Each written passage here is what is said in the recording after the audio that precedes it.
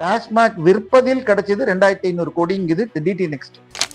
வாரம் குறைந்தபட்சம் ஒரு பார்ட்டியாவது நடக்கும். வீட்டு வாசல்லையே போன முறை இடி வந்த பொழுது இது வாட்ஸ்அப்ல பிரிண்ட் எடுத்து வச்சிருந்தார் செந்தில் பாலாஜி அண்ட் தம்பி சார்கள். இவரை அழைச்சோம் வரல அப்படின்னா மீண்டும் கைது செய்யலாம்.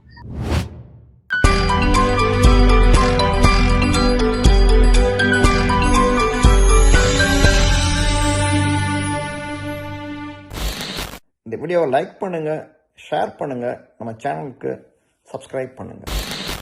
அன்பு தமிழக பல்ஸ் நேயர்களுக்கு வணக்கம். நம்முடன் இன்று இணைந்திருப்பவர் அரசியல் விமர்சகர் மற்றும் நமக்கு சுட சுட செய்திகள், நிறைய செய்திகளை நேர்மையா தைரியமாக சொல்லக்கூடியதில் வல்லவர்னு சொல்லலாம். அவர் திரு தேவப்பிரியன் சார் அவர்கள். சார் வணக்கம் சார், உங்களை வரவேற்பதில் பெருமிதம் அடைகிறோம். வணக்கம்மா. சார், செந்தில் பாலாஜி அவரை நோக்கி ஒரு கைது சம்பவத்துக்கான வலைகள் சுற்றி சுற்றி பின்னப்படுது. ஆனா அவர் அதுல இருந்து முன்ஜாமீன் வாங்கிட்டாரு உச்ச நீதிமன்றம் போயிட்டு. சோ இதை நீங்க எப்படி பாக்குறீங்க சார்?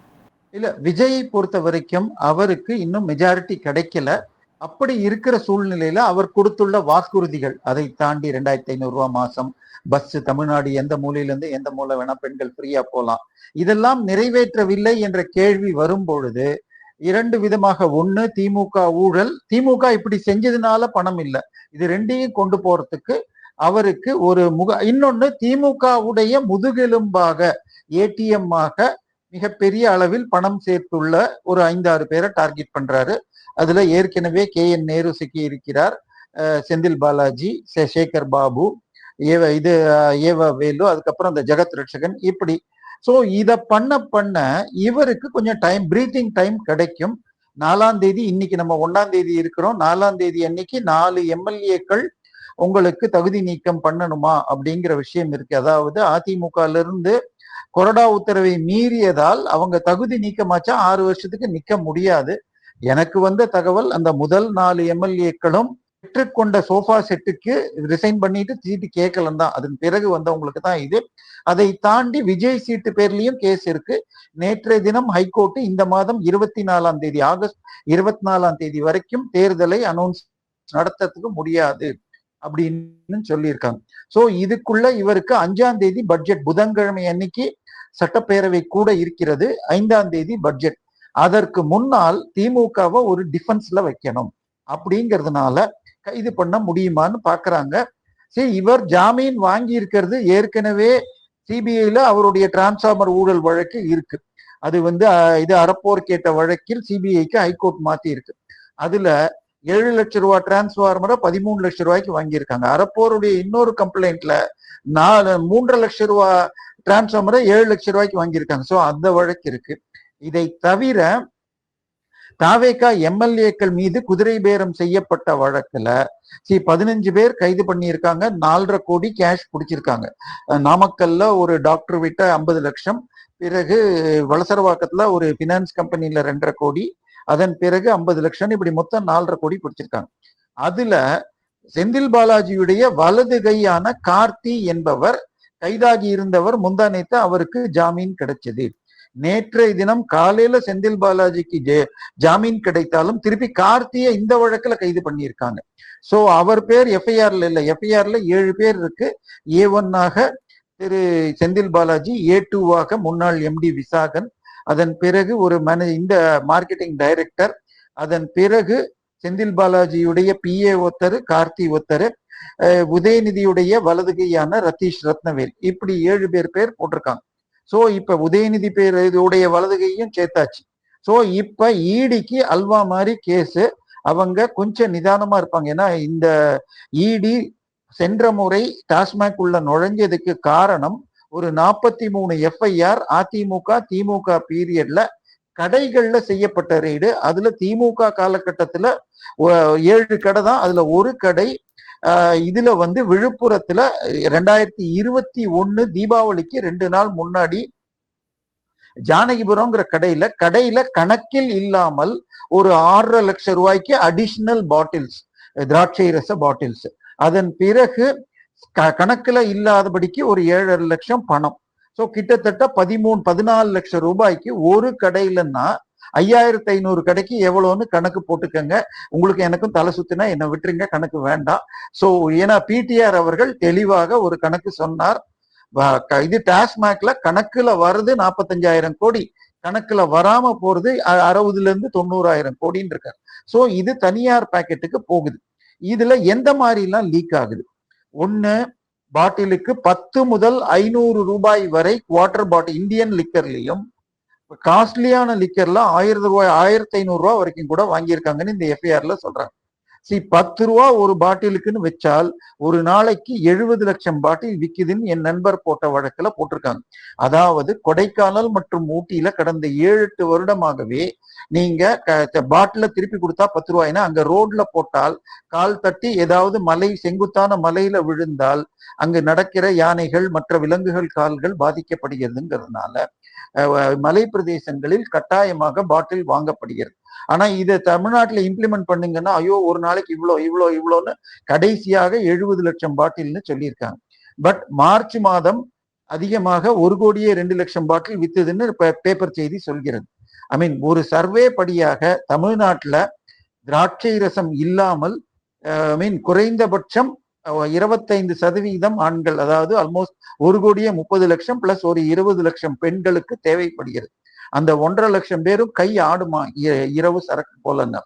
ஆனால் குடிக்கிறவங்கல வாட்டர் வாங்கினா ஒரு பாட்டிலுக்குள்ள முடிப்பாங்களா, ஒண்ணுக்கு மேல முடிப்பாங்களான்னு தெரியாது. குறைந்தபட்சம் 1.25 இருந்து 1.5 கோடி பாட்டில் வரணும். கணக்குல 70 காட்டிட்டு இருந்தாங்க.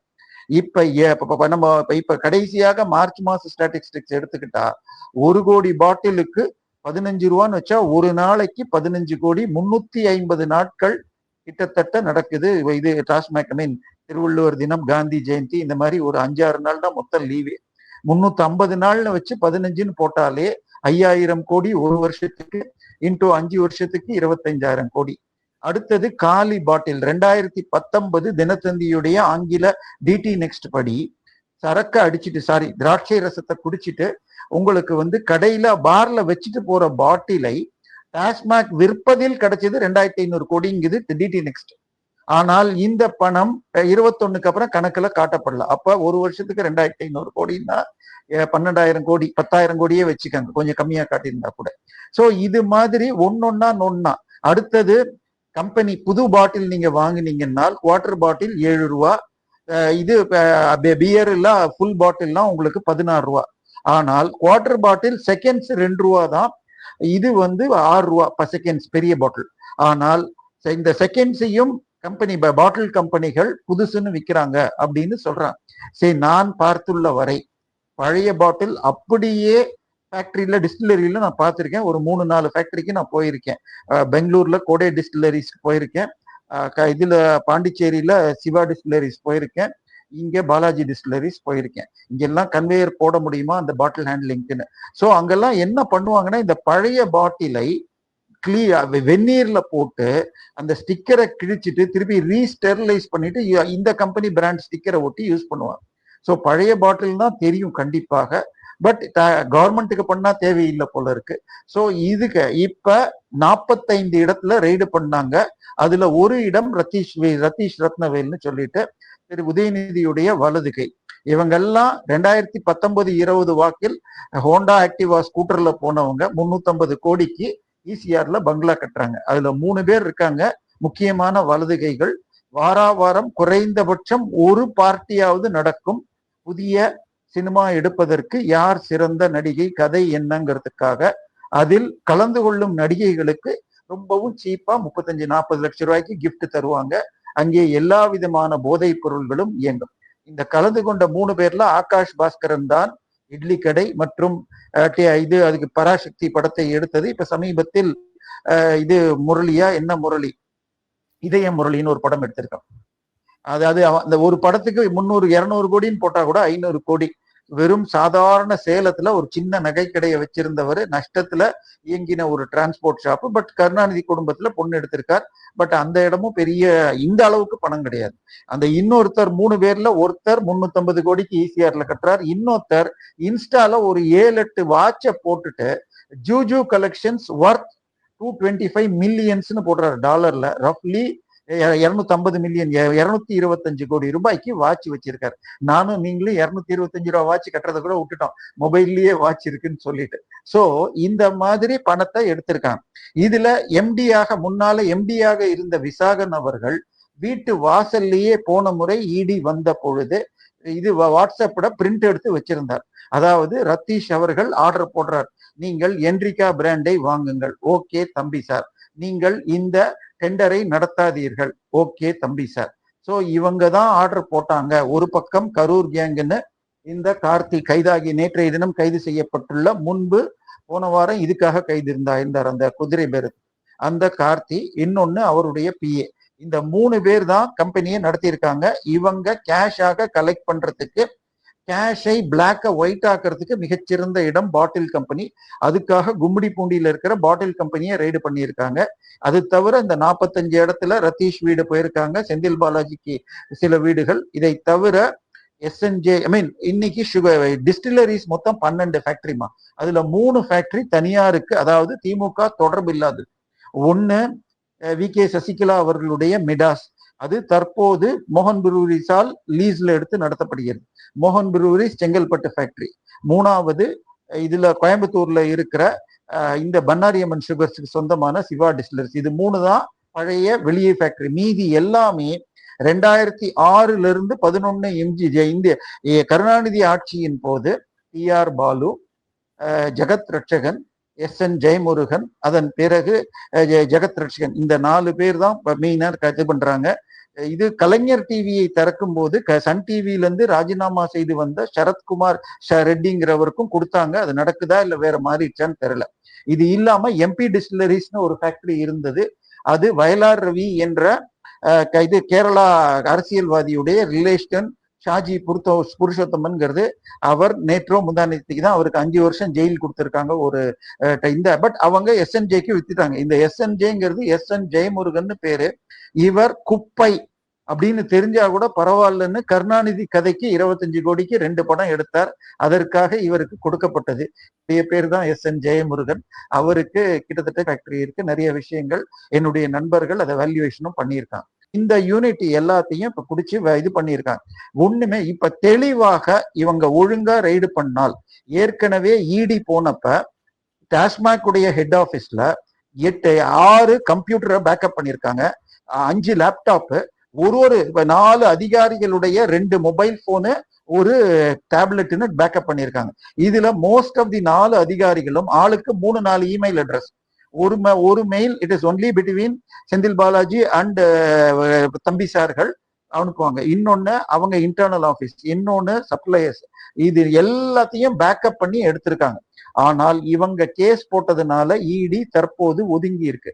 இப்ப நேரடியாக ரத்தீஷ் பேர் போட்டதனால் இடிக்கு ஃபுல் த்ராட்ல இருக்காங்க. சரி, இந்த வழக்குல நேத்திக்கு பெயில் கிடைச்சிருக்கு உண்மை. ஆனால் இதுவரை அந்த எம்டி அவர்கள் விசாகன், முன்னாள் எம்டி விசாகன் அவர்கள் தலைமறைவாக இருக்கிறார்ங்கிறது. அவர் கைதாகி ஏதாவது சொன்னால், இவரை அழைச்சோம் வரல அப்படின்னா மீண்டும் கைது செய்யலாம். Bail is subject to quite a lot of conditions. இது இருந்தால் திருப்பி இது பண்ணிட்டு அப்புறம் போய் நீ அங்க வாங்கிக்கோன்னு சொல்லலாம். அதை தவிர அவர் பேர்ல வழக்கு போடுறதுக்கு பல 100 விஷயங்கள் இருக்கிறது. பட் எவ்வளவு டேட்டா எடுத்திருக்காங்க ஒண்ணும் வேண்டாமா. இப்ப நம்ம ஆபீஸ்ல ஒரு நாளைக்கு 5 வீடியோ போடணும்னு வச்சுக்கோங்க. அப்ப 5 முறை லைட்டை போட்டு ஷூட்டிங் எடுத்தா கரண்ட் ஒரு நாளைக்கு 10 யூனிட் ஆகும். வாரத்துக்கு 2 வீடியோ எடுத்தீங்கன்னா 5 யூனிட் தான் வாரத்துக்கே ஆகும். ஸோ கரண்ட் பில்ல வச்சே அவங்க எவ்வளவு ப்ரொடியூஸ் பண்ணாங்கன்னு கண்டுபிடிச்சிடலாம். அதன் பிறகு ஒரு டிஸ்டில்லரிக்கு எவ்வளவு ஆல்கஹால் வாங்கினாங்க. ஏன்னா சுகர் ஃபேக்டரியில இருந்து வர்ற ஆல்கஹால் கம்ப்ளீட்டா கஸ்டம்ஸ்ல வச்சு எக்ஸைஸ்ல கணக்கு போட்டு தான் வரும், கலால் வரி வரும். ஸோ இது 2ஐயும் ப்ராப்பரா ஆடிட் பண்ணாலே ஒரு ஃபோரன்சிக் ஆடிட்ல இவங்க பண்ண அராஜகம் தெரிஞ்சிருக்கும். உதாரணமா ஏப்ரல் மாசம் இவ்வளவு கரண்ட்டுக்கு இத்தனை பாட்டில், ஆனா அதுக்கு முந்தின மாசம் அதை விட அதிக கரண்ட், ஆனா கம்மி பாட்டில்லாம் ஏமாத்துறாங்கன்னு கணக்குல தெரிஞ்சிடும். இதை தவிர திரு பிடிஆர் இன்னொன்னு என்ன சொன்னார்னா, இப்ப நீங்களும் நானும் கடைக்கு போய் வாங்குற பொருட்கள்ல 10க்கு 8 டிரான்சாக்சன் இதை வச்சு ஸ்கேன் பண்ணி தான் பீம் ஆப்பையோ இல்லாட்டி இது போன்பேயோ வச்சு கொடுக்குறோம். ஆனால் அதே மாதிரி இதுல இது போட்டா end to end tracking software போட்டுட்டால் அந்த கியூஆர் கோடை ஸ்கேன் பண்ணா எந்த ஃபேக்டரியில என்னைக்கு ப்ரொடியூஸ் பண்ணப்பட்டது, என்னைக்கு மெயின் கோடவுன்ல இருந்து எல்லாம் அப்படியே பார்க்க முடியும். இவையெல்லாம் 2016-19களிலேயே கேரளா, பஞ்சாப் போன்ற மாநிலங்களில் வந்துருச்சு. ஆனால் இன்று வரை இது தமிழ்நாட்டுல இம்ப்ளிமெண்ட் பண்ணல.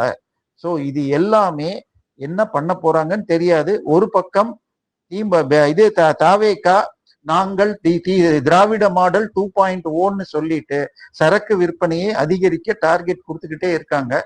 ஐ மீன் 2 நாள் முன்னாடி தினமலர்ல ஒரு செய்தி, வருகின்ற சரக்கை அடுக்குவதற்கு இடமில்லை, அப்படி புது ஸ்டாக்கா வருது அப்படின்னு. இன்னொரு பக்கம் எக்கச்சக்க மனமகிழ் மன்றங்கள் என்று FL3 லைசன்ஸ் கொடுக்குறாங்கன்னு, அடுத்தது பிரைவேட்டைசேஷன் பண்ண போறான்னு சொல்றாங்க.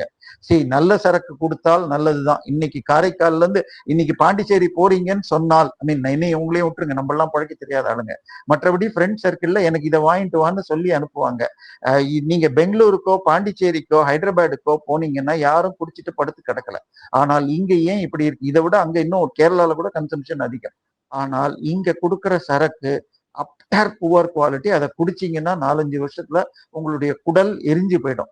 ஸோ அட்லீஸ்ட் வாங்குற காசுக்கு நல்ல திராட்சை ரசம் கொடுத்தால் நல்லா இருக்கும்னு பாக்குறேன்.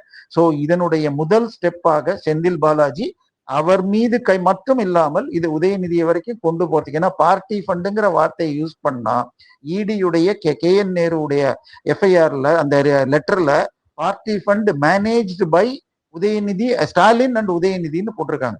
ஸோ அப்படி ஒண்ணு நடந்துடுச்சுன்னால் திமுகவிற்கு மிகப்பெரிய செட்பேக் இருக்கும்.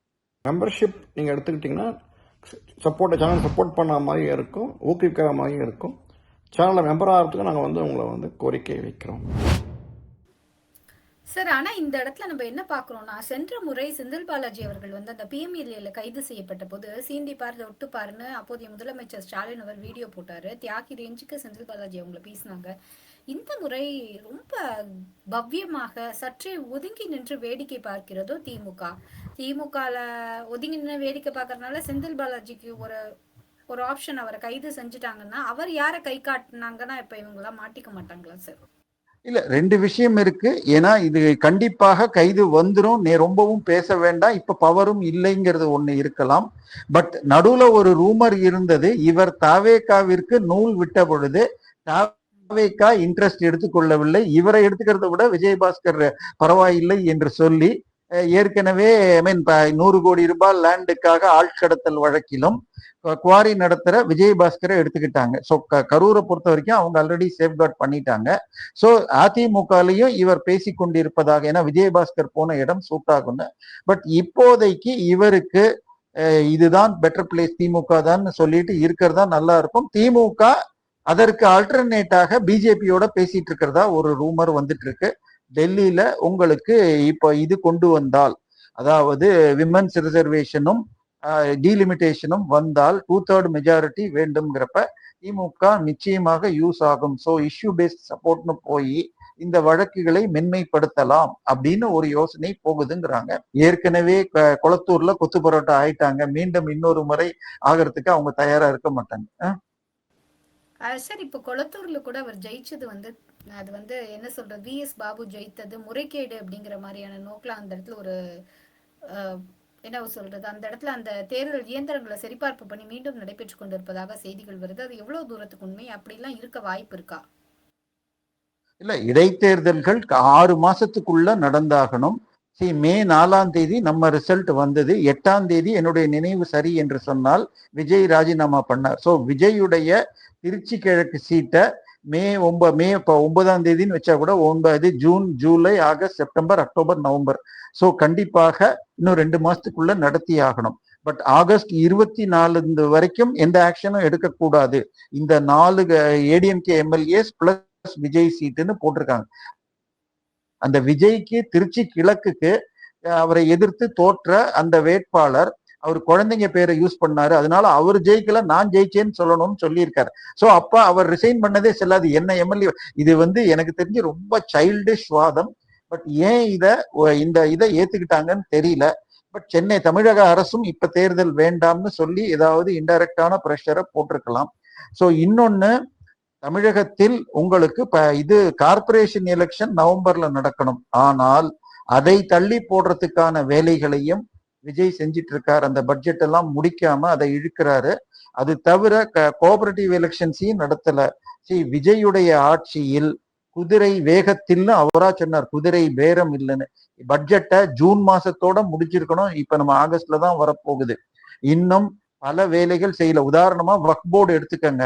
திமுக ஆட்சியில வக்ஃப் போர்டுல இப்ப புது சட்டப்படியாக ஷியா பிரிவிலிருந்து ஒருத்தர் இருக்கணும், 2 நான் முஸ்லிம்ஸ் இருக்கணும் கம்பல்சரியா.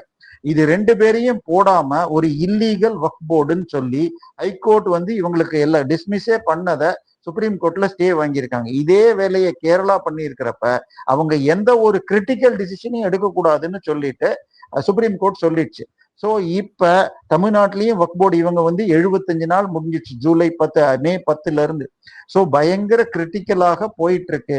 இவரை பொறுத்த வரைக்கும் இப்ப பட்ஜெட் போடணும், எப்படியாவது 15 எம்எல்ஏக்கள் மொத்தமா ராஜினாமா செய்ய வச்சுட்டு இன்னும் 4 அதிமுக 4 திமுகவினரோடு பேசிக்கொண்டிருக்கிறார். ஸோ இந்த 8 பேர் வந்துட்டாங்கன்னா ஏற்கனவே இருக்கிற 7 8 15, ஸோ 13 சீட்டு ஜெயிச்சிட்டால் 3 முறை முன்னாள் சீஃப் மினிஸ்டர் உட்பட ஏவாவேலுவின் மகன் கம்பன் இன்னும் பலர் பேசிட்டு இருக்காங்க. பட் அவங்க எங்களுக்கு எம்எல்ஏக்கள் தான் வேணும், மந்திரி பதவிக்கும் இப்ப தயார்ட்டாங்க. 6 8 தாவேகா அமைச்சர்கள் பர்ஃபார்மன்ஸ் புவர்னு சொல்லிட்டு அவங்கள you will be sent off, அதுக்கு பதிலாக வாரிய தலைவர் பதவி வேற கொடுப்போம் அப்படின்னு ரெடி பண்ணிட்டாங்க. சரி, இனிமே வெறும் ஸ்வீட் பாக்ஸுக்கோ அல்லது சோஃபா செட்டுக்கோ வரமாட்டாங்க, மந்திரி பதவியை எதிர்பார்ப்பாங்கன்னு அதுக்கும் ரெடி பண்ணிட்டு இருக்காங்க. ஸோ இப்ப 4ஆம் தேதி உங்களுக்கு அந்த சபாநாயகர் வெர்சஸ் அந்த 4 எம்எல்ஏக்கள், அதுல அதிமுக தரப்பில் ஏதாவது திடீர்னு அன்எக்ஸ்பெக்டட் லீகல் பாயிண்ட்ஸ் சொல்லி யார் ராஜினாமா பண்ணாலும் இடைத்தேர்தல் வைக்கிறது கஷ்டம்னு வருதான்னு பாக்குறதுக்காக வைக்கணும்.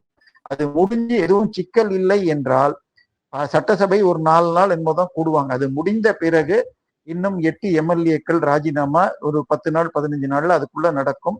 ஸோ ஆகஸ்ட் எண்ட்ல எலெக்ஷன்ஸை அனௌன்ஸ் பண்ணுவாங்க. விஜய் 24 ஃபுல் மெஜாரிட்டி வருவதை நோக்கி செப்டம்பருக்குள்ள பார்ப்பாரு. ஏன்னா செப்டம்பர் தாண்டிடுச்சுன்னா மழை காலம் வந்துடும். ஸோ அதுக்கு முன்னாடி நடத்தணும்னு பார்ப்பாருன்னு நினைக்கிறேன். சார் ரொம்ப நன்றி சார். இத்துணை நேரமும் அழகாகவும் தெளிவாகவும் நிறைய டெப்தான டீட்டெயில்ஸை எங்களுக்காக பிரத்யேகமாக எடுத்து சொன்னீங்க. இனிவரும் காலங்களில் தொடர்ந்து இது போல் நிறைய விஷயங்கள் பேசலாம் சார். நேரம் பகிர்ந்தமைக்கு நன்றி, இணைப்பில் இணைந்தமைக்கு நன்றி. Thank you sir. நன்றிம்மா.